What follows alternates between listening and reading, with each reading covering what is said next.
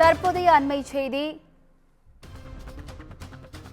திருவண்ணாமலை தீபமலையில் மண்சரிவு ஏற்பட்டு 7 பேர் உயிரிழந்ததன் எதிரொலியாக அதிகாரிகள் அங்கு கணக்கீடு பணியில் ஈடுபடும் சம்பவத்திற்கு எதிர்ப்பு தெரிவித்து பொதுமக்கள் போராட்டத்தில் ஈடுபட்டு வருகின்றனர்.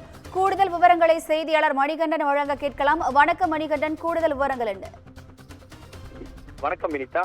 திருவண்ணாமலை அண்ணாமலையார் கோவில் பின்புறம் அமைந்துள்ள 2668 அடி உயரம் கொண்ட மலை மீது கடந்த 1ஆம் தேதி பலத்த மழை பெய்த காரணமாக அடிவார பகுதியில் பல்வேறு இடங்களில் நிலச்சரிவு மண்சரிவு ஏற்பட்டது.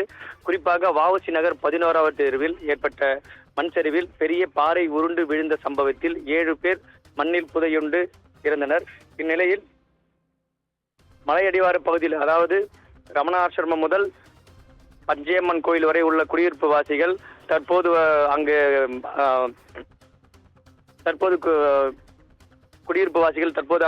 வீடு கட்டியுள்ளனர். அவர்களை அகற்றும் பணியில தற்போது மாவட்ட நிர்வாகம் ஈடுபட்டுள்ளனர்.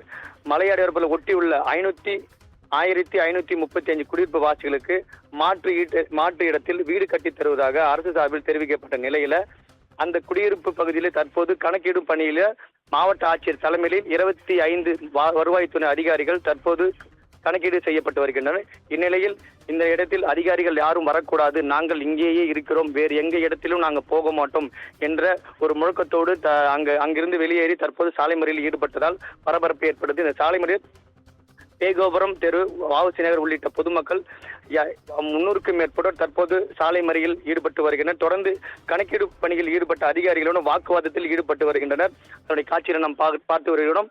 குறிப்பாக தொடர்ந்து வந்து அங்க காவல்துறையினர் அவர்களுடன் பேச்சுவார்த்தை நடத்தி வந்திருந்தனர். இந்நிலையில் 1 மணி நேரத்திற்கு மேலாக பேகோபுர தெருவில் சுமார் 1 மணி நேரத்திற்கு மேல சாலை மறியலால் போக்குவரத்து பாதிக்கப்பட்டது. வினிதா, கூடுதல் விவரங்களுக்கு நன்றி மணிகண்டன்.